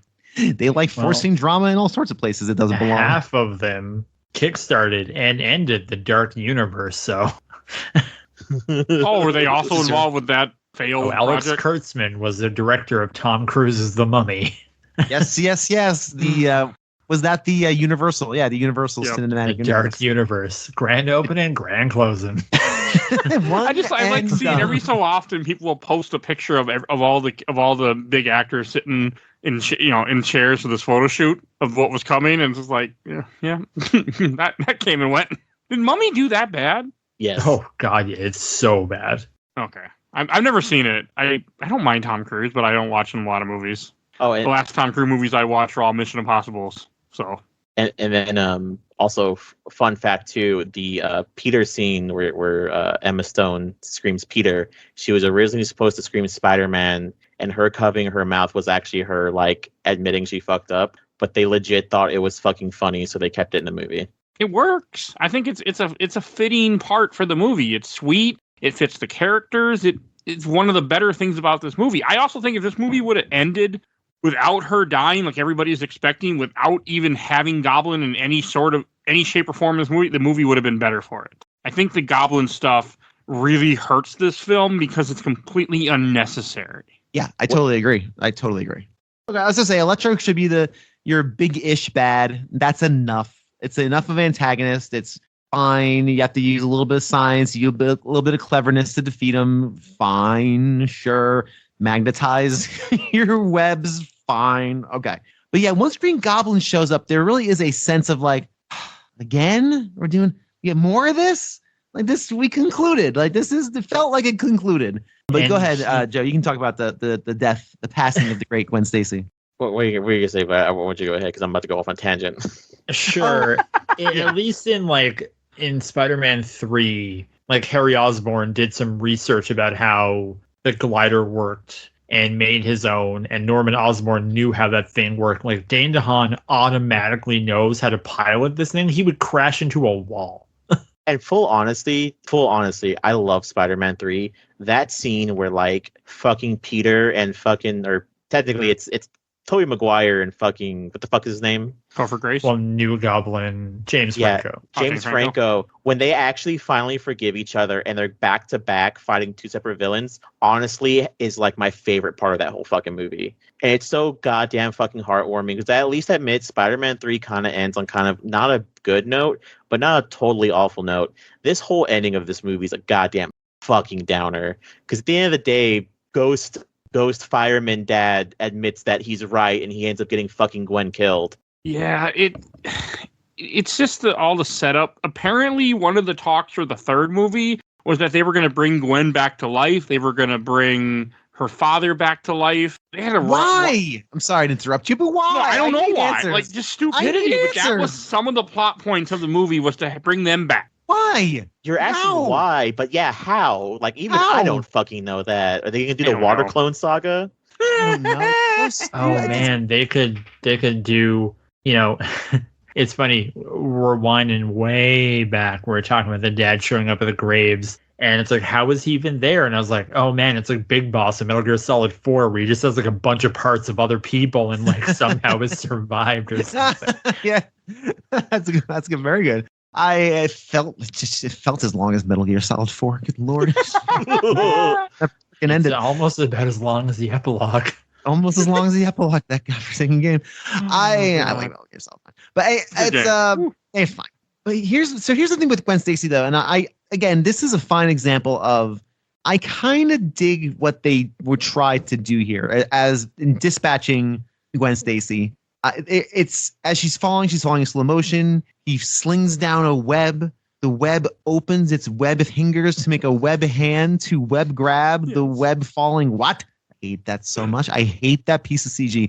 That's my least favorite piece of CGI in this entire movie. I can't stand it. Every time I think about it, my hairline recedes more. Like that's how it's just visceral reactions to this. I have a question. He did fix his other web shooter, correct? Yes. Okay. So in that last scene, he shoots out the one web. Had he shot another web somewhere else to catch themselves, she would have survived. But because he waits to grab the pipe, she died. No, but I thought, did he do it at the same time? Like, no, he shoots it. It grabs her. Then he grabs the pipe. And then he falls a little bit more. Well, what would make sense if he shoots down to her and then shoots up, so that way he doesn't fall closer to the ground. And this is a guy who makes his life swinging around, would know this. Right. I gotta say though, I do like the idea that he almost saved her. I think that's actually pretty good. I like the idea. Now, that's not how head trauma works. Again, a fall from that length, if she struck her head with any sort of force, yes, you're probably dead. I actually do like that. And I gotta say that his reaction, his breakdown at her death feels very real. And this is a very good actor doing really good work. That final moment is actually quite effective of him just having this breakdown at her demise. And then, of course, undercut by more silliness and more nonsense and staring at grave sites. But regardless, it definitely does. It actually does work if you have this thing. I don't know if they've definitively said or not, because in the comics, he catches her with his web, and I don't think she hits the ground. And it was people were wondering if she died from the shock of the fall or if like the web like snapped her neck because of the force. I distinctly remember a slight thump. Yeah, I'm just watching. But it in this, talking. It's definitive. Like her head smacked. In the comic, you're saying the comic. You're not neck. sure. I see. Okay. Yeah, in the comics, it's kind of implied that because he webs her leg, and it's either implied that either whenever she hits the water, it's just her neck, so it's like they think like her whole back snaps from the web, or I think it's also implied it's either the water or the pillar. I think her head also hits the pillar. It's just a stupid way to. And then the movie doesn't even end there. At this point, this is 2 hours and 3 minutes into the movie, and we still have 17 more minutes to go. When I she's at am the the gravesite. rhino. I love that scene. Don't ever take it from me. I love it so much. The Rhino thing is terrible. But it's Paul Giamatti just having the time of his life. Like I am the Rhino. I'm a big fan of everything that Rhino's about. I love a big dumb bad, and I think that was just I'm kind of glad we had some Rhino nonsense, because if this movie ended like, an Oscar bait movie where, sad Andrew Garfield is staring off into a grave and literally feels like he's sitting there all year outside. I know he's not, obviously, he's going back and forth. But with all that stuff going on, I am very glad they ended on a goofy note. And it gives you a good opportunity for Spider-Man to be fun, affable Spider-Man. Hey, man, thanks for stepping in. The little kid who goes out and, again, that stuff really works. Kind of like what you were saying, Blair. All that stuff works when he's interacting with the citizens of New York and dipping and flying and doing. That stuff is all really fun and good. But there was way too much of him staring into the doe eyes of Emma Stone. And that's why I love Jamie Foxx's reaction in No Way Home, where he was just like, you're a man of the people. I always thought you were black because... And he's like, oh, I'm sorry. God, that Andrew Garfield crushes it in that movie. Yeah. And something that's definitely a cut. Electro's super suit. He just has one and a voltage meter on his head somehow. And it can go through the power lines with him. Yeah. Oh, yeah. That's fine. Definitely never seen that was cut. There's also cut scenes of Mary Jane hanging out with Emma Stone. Yeah, Divergent was supposed to be Mary Jane in this movie. Wait, really? Yeah, it was Shailene Woodley. Huh. That's a weird choice. Yeah, interesting. Like, agent, get me out of this. Like, we're on it. But you're going to have to do a YA thing. That was brought up to me that I wouldn't have thought of, but it was in the YouTube video I was watching where it said, because there's multiple times in this movie where there's just people standing behind a crime that's about to happen. And they're like, why is there just these barriers up all over the place and people are just there? That's not how any of this works. And they're right. Kind of funny. Especially in the last part with Rhino. Like, why are the people just there? Why are they there? Like, wouldn't you have left? It's not like a rock concert. You would get out of there. It's not like, I need front seats to the Rhino attack. Who has guns? It's not the Eras tour. Like, get out of there. Or the fact that they all stop to watch the little kid that runs over, and then while Peter is talking to the little kid, Rhino doesn't shoot him. He just waits for him to finish this conversation. Listen, a bad guy is a thing he does for a living. It's not who he is. That's in Get Smart. There's a better movie than this. I mean, I do like the scene where he hits him with the manhole cover. That is cool. Which was in the trailer. The end of the movie is in the trailer. That's what makes me think that's why this scene's added, because remember, he has that talk with that kid and you totally could have just had like that whole scene come back in, because that kid's gone from that scene whenever he jumps up on the car and he's like, oh, I love New York. So you totally could have implied that could have actually been in the middle of the movie and they just recut it so it was at the ending. Yeah, I mean, I wouldn't mind the Rhino, but it's just like the point of it is all to set up another movie that you don't make. So I guess I'm more irritated that you do all these things that make me excited for this universe you're creating, and you go, it only made $700 million. Only $700 million. That's it. Oh, no. A movie of it, and that's the thing. It's like, I remember actually, because I guess this movie is now 10 years old, so I guess I check my Facebook memories every day just as a habit. And one of my comments that I had was, boy, I hope I get to make something one day that's a $750 million failure. But it's the thing about these blockbusters now. It's like, okay, well, it costs this much to make, this much to market. Someone gets this cut. Marvel gets this much. Like, I don't think we're there quite yet. But now, like, these movies have to make $1 billion or it's pointless. And then Sony, I don't know how the merchandising works, but they probably weren't getting a lot of that, which is, where all of that stuff kind of happens in the back ends. Like, there was Spider-Man toys for this, so I'm assuming Marvel was getting all of that. No, they got a good cut. Part of Sony's deal is they made a lot of the money off their toys and merchandise at the time, from what I understand with the deal. that was part of it. Like same with Fox, they made a lot of money off of the merchandise stuff when it came to Yeah, so that's why Marvel stopped making X-Men merchandise. Yes. I think that's, I mean, they didn't stop on Spider-Man, but a lot of Spider-Man projects were Sony related.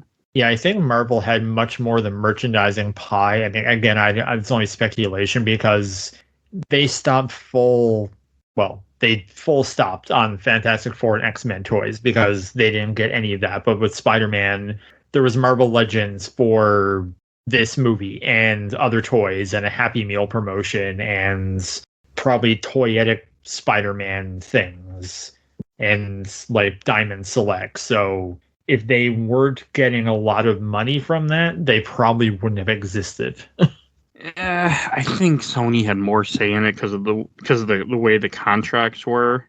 I think Sony gets more the box office. Like, I think the deals that Marvel made back in the day was to basically stay alive. So they, like, I think for the first X-Men movie, I don't know the exact figure, but they made absolutely nothing from it. Like, Fox got most of it. But you still, like, the thing with the movie, like, yes, the movie only made $700 million, but I mean, you still are making money in other things, and if you're building a universe, you're gonna make money in DVD sales, and if you make sequel movies, you're gonna make money off people buying merchandise from the pre. Like, there's ways to make more money as time progresses, but I guess we want our money now.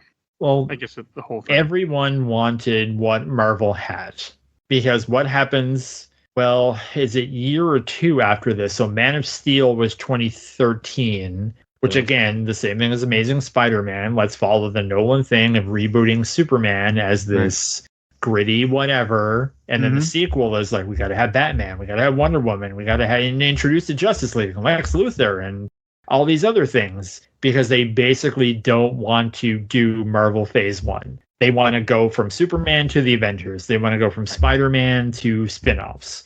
Yep. But like you needed the building blocks. But we don't have time for building blocks. We're already behind. It's just so stupid. Like, just wait. Like, it's not that hard just to make some good movies and you'll get your cinematic universe.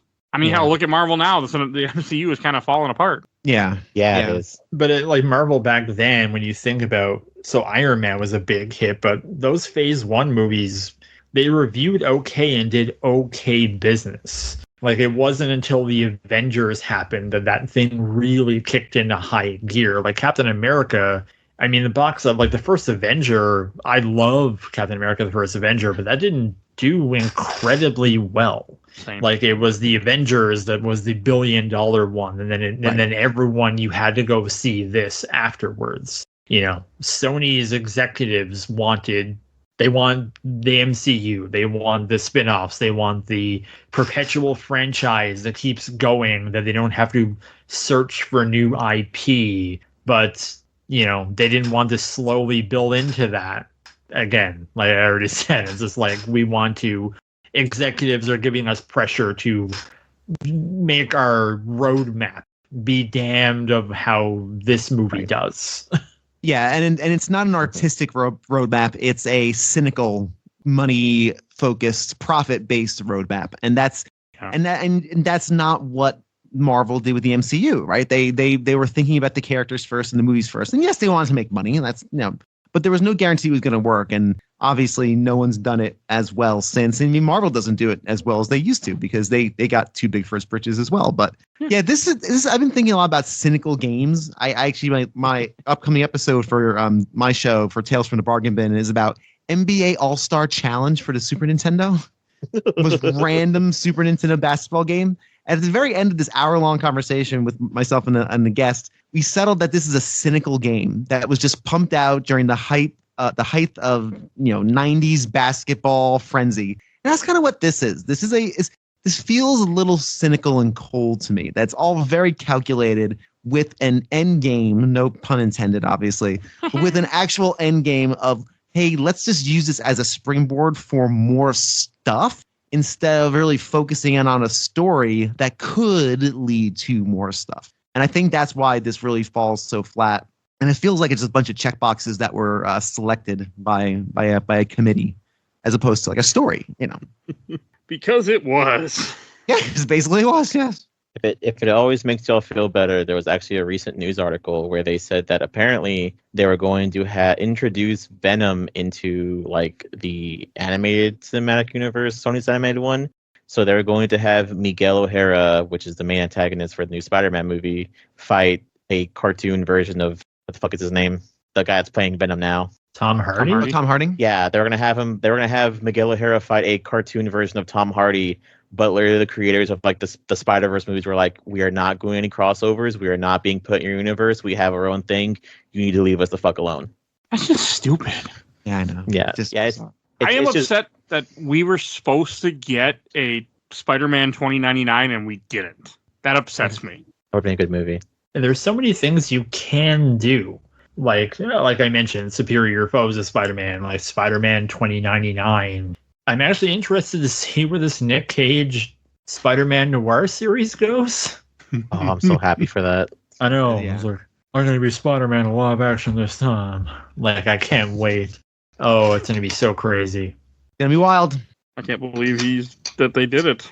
Well, Lord and Miller are basically, I think, the Feige's and Guns of that stuff now. Like, I think Sony has given them control of, like, you figure it out, because we obviously don't know what we're doing. Yeah. Another thing I want to comment is that originally, I don't know if you knew this, Bill, Mary Jane was supposed to be in this movie in 4 scenes, but they deleted that too.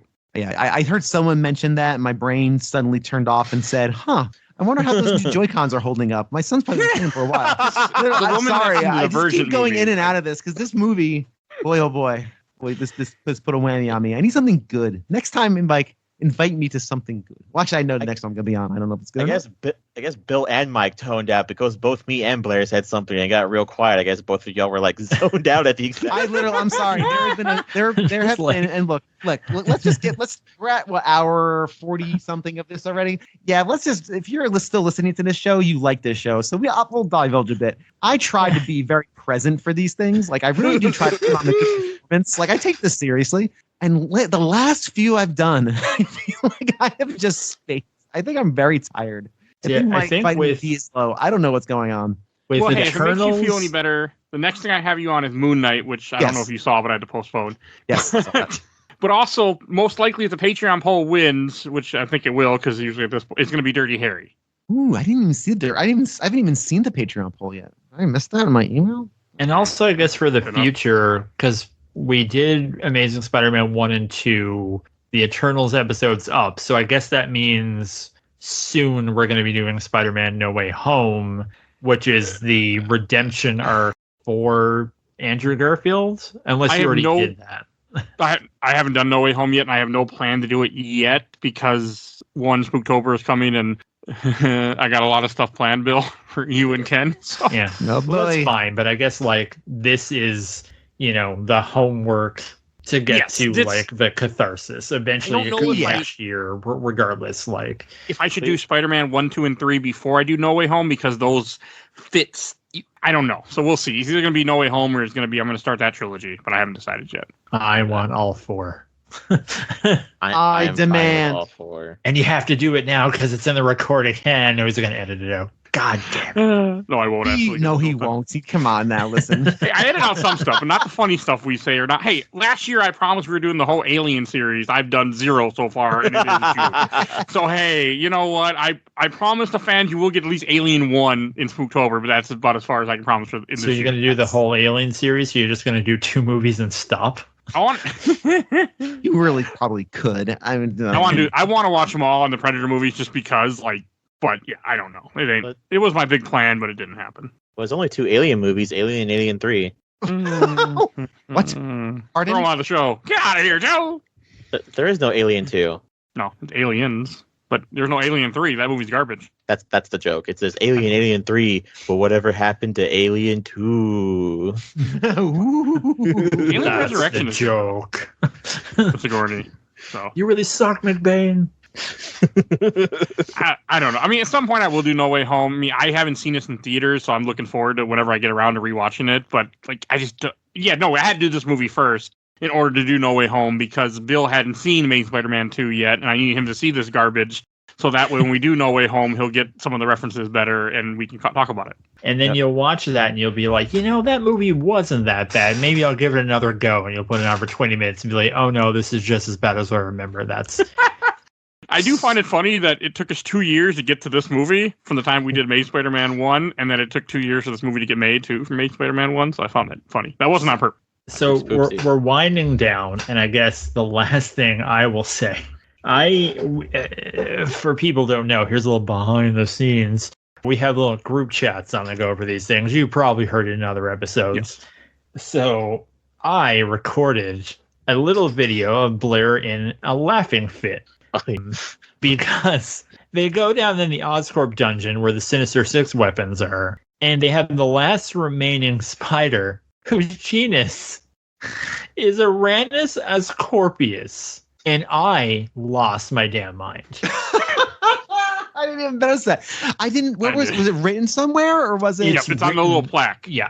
Oscorpius. Wow, you suck movie. Like that's a low blow. That's right low for there. You. That's low for even you, Alex Kurtzman. Even you. You kind of stooped to a new level with that one. In the G.I. Joe Rise of Cobra movie, which is excellent. I don't care what anyone says. That movie is like excellent schlock. The one with The Rock before The Rock? Before The Rock. They're both excellent. They go to a place in that movie called Ile de Cobre, and that's right up there with Uranus Ascorpius. That's up there. That's up there. How dare you? How dare you, writers? Come on. Sorry, guys. There's one scene that will never, ever not be taught because it's downright disgusting and weird, which is the scene in Transformers, the first one with Marky Wahlberg, where the guy's dating his daughter, and he goes, "You can't date my daughter because you are a full-grown adult." And he goes, "Nah, I can totally date your daughter. It's part of the Romeo and Juliet law." And this motherfucker he has a laminated card in his wallet. Yes. Oh, boy. I think I remember what you're talking about, unfortunately. I saw that movie in theaters. Shelf Stacker Box. Shelf Stacker Box. This is almost 2 hours raw, which is kind of what I was going for, to be honest with you. We'll start with the most positive. We'll start with me. I'm going to put in the stack, because as dumb as this movie is, I enjoyed it. So, Ken, when you do hear this eventually, hopefully you listen to it, I enjoyed this more than the movie I'm going to talk about with you tomorrow. And you're going to hate me when you hear this. Boy. I'll leave it at that. So, but I put in the stack. I actually I had a decent time with this film. You watch tomorrow. Dark City. Oh, okay. Ooh. No. Oh, no. Oh, Ken's going to kill me. Friendship ended. Oh, yeah. And Joe, what about you? I'm also putting this in the stack. I had a really good time with it. I love mostly all the Spider-Man movies, even though they had their own fucked up issues and everything else. I said it in the movie, I love Emma Stone as fucking, I was going to say Mary Jane Watson, but I love Emma Stone as I'm throwing a brain fart, so I'm tired. Gwen Stacy. I was about to say Gwen Stefani, but Gwen Stacy. Wrong GS. Yeah, but and it's funny because I remember when this movie came out, there's a joke where they were like, can they just put Emma Stone in a wig and just say she's Mary Jane? We'd all be fine with that. No one would even fucking complain about it. Yeah, but also there are some moments where like this movie does drag on. I honestly thought this movie was an hour and a half. I actually did forget it was fucking 2.5 hours. But I will admit that my happiest moment I can still think of in my life right now is goddamn that No Way Home movie was so good and the audience was so great during that movie, and like that will never beat one of my like favorite like experiences in a movie theater ever. I agree. Yeah, same. Especially the time of year that it hit. When Andrew Garfield jumped off the building, some kid's like, "No, not him!" And I just started laughing. It was great. Blair. This movie is hot garbage. I absolutely hate it. I don't know. People say it's like, well, it has good parts. Okay, it's good parts between hours of nothing. It's talented actors and actresses wasted in this hodgepodge movie forced by executives to build a cinematic universe. I wouldn't mind an Amazing Spider-Man 3 if they do it like the Ultimate Spider-Man comics now, which I haven't read. I've just heard they're really, really good about Peter Parker being an adult with a kids and family. And like do that storyline. I'm also now thinking, does anyone else in this chat watch the Chucky show? No. Well, there's a joke in that where Devon Sawa is in every season. He's a different character, and I'm totally down to clown for them just recasting Emma Stone just in a wig and him not batting an eyelash about it, that would be an excellent idea. And Bill, I want to hear the guy who's got to see this movie for the first time. Oh, this wasn't my first time. I've seen. I saw this once. I've seen this once before. I'm sorry. I forgot you did. I thought you never saw it before. No. I saw this once before. I don't even think we went through our histories with it, but I might have fallen asleep again. I'm very tired today. I apologize, guys. I'm usually more on top of this. I didn't see this in theaters, but I know I saw it at some point, somewhere, somehow. I have seen this once before. I am putting this movie in the box, in a big old box. This is, shelf stacker box. Yeah, box. This is going in the box. I don't like this movie at all. I agree with Blair. Basically, everything he said is accurate to my opinion. This is a cynical movie made by cash-grabbing studio executives because they couldn't bear losing their precious license. So rather than doing something good, they decided to just use this as a bridge for movies that never came out, never ended up existing. So it's a shame because you have two really good actors in the leads and you have some really good performances, but it's all buried underneath a hodgepodge of sludge. So yeah, this is in the box for me. No good, and I shall not be watching this again. And this was brought to you by the patrons. We almost had a 3-way tie, but thankfully Ken changed his vote for me, so I wouldn't have more work to do. Nice. What did it tie with? It tied with Spider-Man 1, Tobey Maguire, and Spiderverse the second Spiderverse movie. I wanted this to win, to be honest, because I wanted to get this done so it's over with. Because I need to check that box. But yeah, well, Patreon, go vote. We have Patreon polls every month, sometimes 2, depending on if I'm behind or not. So go vote, and there's going to be lots of spooky polls coming soon. You get 3 of them coming up soon. So yeah. Lots of spooky movies. Woo-hoo-hoo. I already know a couple that are happening no matter what, because they've lost polls over the last couple of years. So yeah.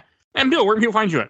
Oh, I do a podcast entitled A Gamer Looks at 40. Right now, we are exploring the length and breadth of the Final Fantasy series. And at the rate these episodes are going, I'll probably spend the rest of the year doing this, much to the chagrin of the people who listen to my show who don't like Final Fantasy, because there's plenty of them, I'm sure. But hey, once you've started down a road, you gotta finish it out. It's a lot of really great people telling stories about how games affected their lives and memories, the things you cannot argue, someone's memories and recollections. So if that sounds like your cup of web juice, then by all means go to gamerlooks40.com and check out all of my everything.